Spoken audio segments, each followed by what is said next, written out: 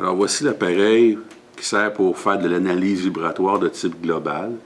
Ce modèle-là, eh bien, c'est le modèle CMAS 100SL du fabricant SKF. Et puis, ici, on peut voir au niveau de son extrémité, c'est sa sonde pour l'accélération et la vélocité, qui est toujours actif, soit dit en passant. Vous avez aussi le thermomètre ici, qui est un capteur infrarouge. Alors, lui, il faut s'assurer, quand on en a besoin, à partir du logiciel, de l'activer.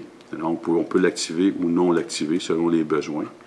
Vous avez ici l'autre orifice, qui est un orifice soit pour insérer une sonde, pour pouvoir prendre des mesures à distance, ou pour l'alimenter. Alors, lorsque vous allez prendre la fiche d'alimentation, assurez-vous que les orifices ou les encoches, soit dit en passant, soient bien alignés pour l'insérer à l'intérieur. Et où ça qui est bien appuyé, et bien, vous allez voir votre afficheur s'allumer et en couleur orange, il va marquer Charging. Pour activer le logiciel ou l'appareil, le mettre à On, eh bien, j'appuie ici sur le bouton, simple pression, et voilà. Et maintenant, il est prêt à prendre une mesure parce qu'il nous indique exécuter. N'oubliez pas de vérifier l'état de votre pile afin que vous ayez assez d'énergie pour pouvoir prendre vos mesures.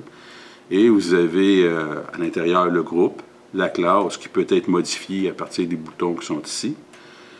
Comme tantôt, j'ai dit, on a la température. On peut voir que j'enlève mon doigt, je rajoute mon doigt, j'enlève mon doigt qui est actif. Si je frappe un peu sur le bout du capteur ici, on peut voir que les mesures changent.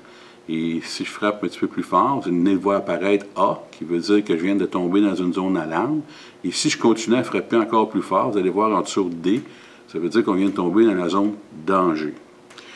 Lorsque vous allez prendre vos mesures comme ceci, vous êtes en mode exécution, donc on prend les mesures, et puis vous pouvez peser sur le bouton ici pour le garder sur le Hold. Alors, même si la mesure n'est pas prise, eh bien, vous allez avoir gardé les mesures qui sont sur l'appareil et pouvoir les transférer dans votre logiciel par la suite. Pour l'éteindre, eh bien, on appuie sur les deux boutons ici, on le maintient quelques secondes,